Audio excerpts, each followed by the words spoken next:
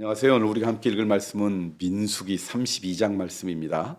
요단강 동쪽 지파들.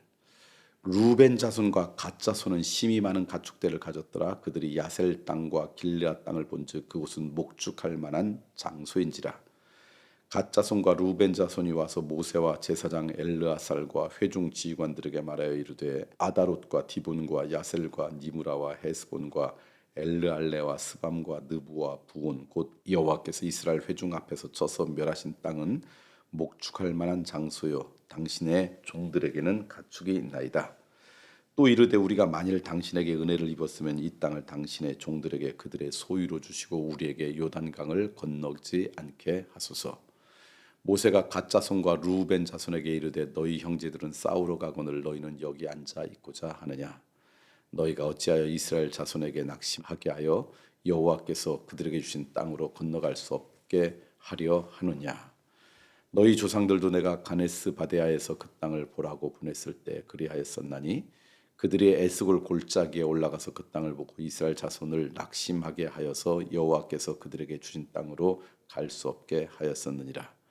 그때 여호와께서 진노하사 맹세하여 이르시되 애굽에서 나온 자들이 20세 이상으로는 한 사람도 내가 아브라함과 이삭과 야곱에게 맹세한 땅을 결코 보지 못하리니 이는 그들이 나를 온전히 따르지 아니하였음이니라.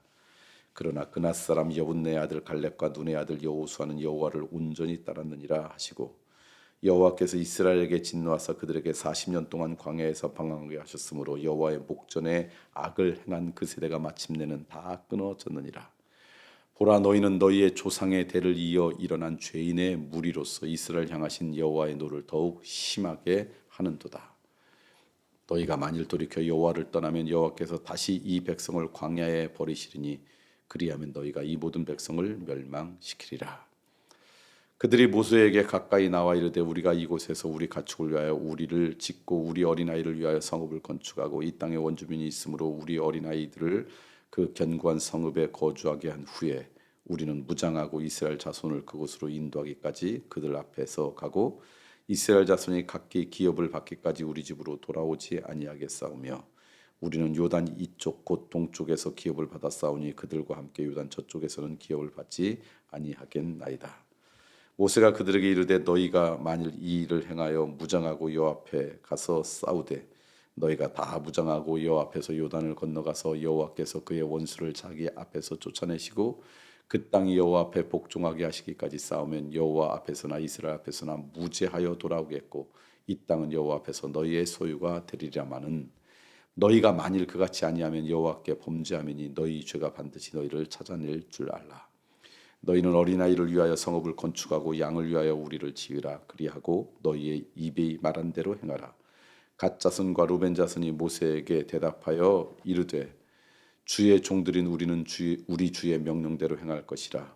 우리의 어린 아이들과 아내와 양떼와 모든 가축은 이곳 길르앗 성읍들에 두고 종들은 우리 주의 말씀대로 무장하고 여호와 앞에서 다 건너가서 싸우리이다. 이에 모세가 그들에 대하여 제사장 엘르아살과 눈의 아들 여호수아와 이스라엘 자손 지파의 수령들에게 명령하니라. 모세가 그들에게 이르되 갓 자손과 루벤 자손이 만일 각각 무장하고 너희와 함께 요단을 건너가서 여호와 앞에 싸워서 그 땅이 너희 앞에 항복하게 이르면 길르앗 땅을 그들의 소유로 줄 것이니라. 그러나 만일 그들이 너희와 함께 무장하고 건너지 아니하면 그들은 가나안 땅에서 너희와 함께 땅을 소유할 것이니라. 갓 자손과 루벤 자손이 대답하여 이르되 여호와께서 당신의 종들에게 명령하신 대로 우리가 행할 것이라. 우리가 무장하고 여호와 앞에서 가나안 땅에 건너가서 요단 이쪽을 우리가 소유할 기업이 되게 하리이다. 모세가 갓 자손과 루벤 자손과 요셉의 아들 므낫세 반지파에게 아모리인의 왕 시온의 나라와 바산 왕 옥의 나라를 주되 곧 그 땅과 그 경내의 성읍들과 그 성읍들의 사방 땅을 그들에게 주매 갓 자손은 디본과 아다돗과 아루엘과 아다롯소반과 야셀과 욕부하와 분니무라와 바하란들의 견고한 성읍을 건축하였고 또 양을 위하여 우리를 지었으며 루벤 자손은 헤스본과 엘랄레와 기리아다임과 느보와 바알무온들을 건축하고 그 이름을 바꾸었고 또 신마를 건축하고 건축한 성읍들의 새 이름을 주었고 므낫세의 아들 마길의 자손은 가서 길앗을 쳐서 빼앗고 거기 있는 아모리인들을 쫓아내매 모세가 길앗을 므낫세의 아들 마길에게 주매 그가 거기 거주하였고 므낫세 아들 야일은 가서 그 졸락들을 빼앗고 하본 야일이라 불렀으며 노바는 가서 그 낫과 그 마을들을 빼앗고 자기 이름을 따라서 노바라 불렀더라. 민수기 32장 말씀 여러분과 함께 읽었는데 오늘 말씀 보니까 이제 가나안 땅을 향해서 그들이 가잖아요. 그런데 이제 요단강을 건너가기 전에 동쪽에 머무는 이제 지파들이 생긴 거예요. 이제 대표적인 지파가 갓 지파와 루벤 지파예요. 근데 이들 갓 지파가 루벤 지파들은 양도 많고 재산도 많고 물론 사람도 좀 많고요. 그러니까 그들이 가다가 요단강 건너가지 않고 요단강 건너가기 전에 그 지역 요단강 동쪽에 있는 지역들을 자기들이 정착해서 살겠습니다. 그래서 성읍에 아이들을 보호할 수 있는 성읍도 짓고 양 우리도 짓고 그렇게 이제 살겠습니다. 그렇게 이제 이야기한 게 오늘 말씀의 시작이에요.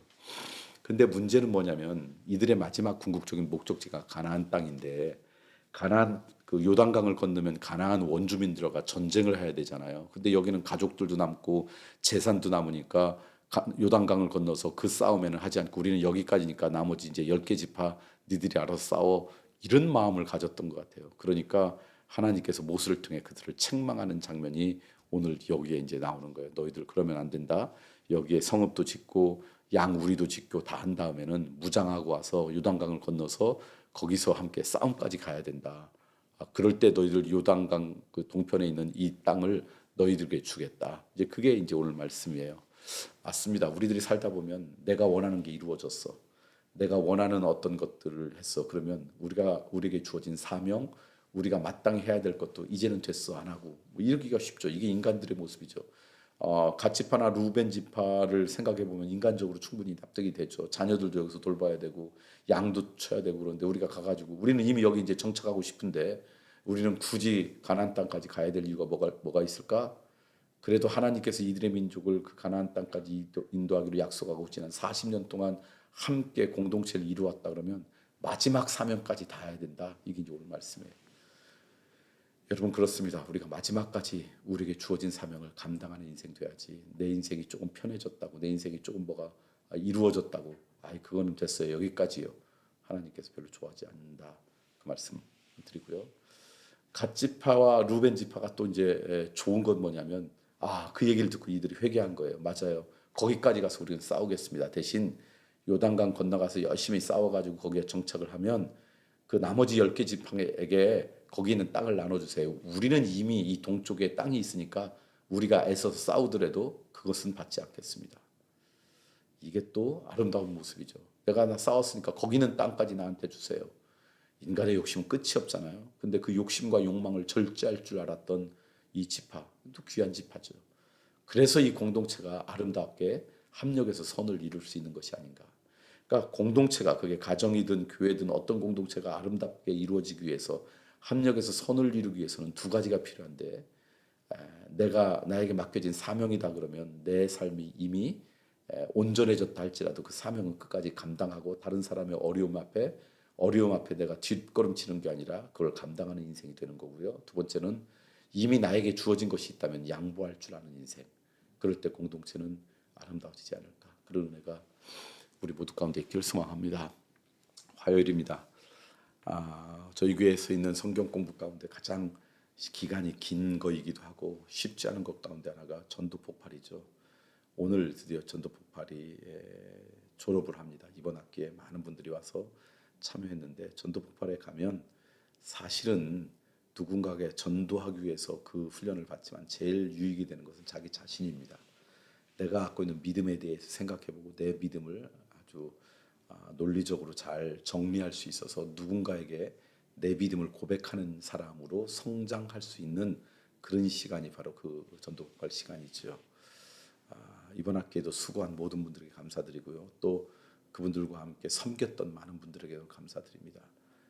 참여했던 분들의 간증을 들어보니까 우리 시대에도 이렇게 말씀을 전하면 사람들이 그 말씀에 귀를 기울이네요라고 하는 정말 신비하고 놀라운 영적인 경험들을 참 많이 했다는 그런 고백을 제가 이렇게 들었습니다.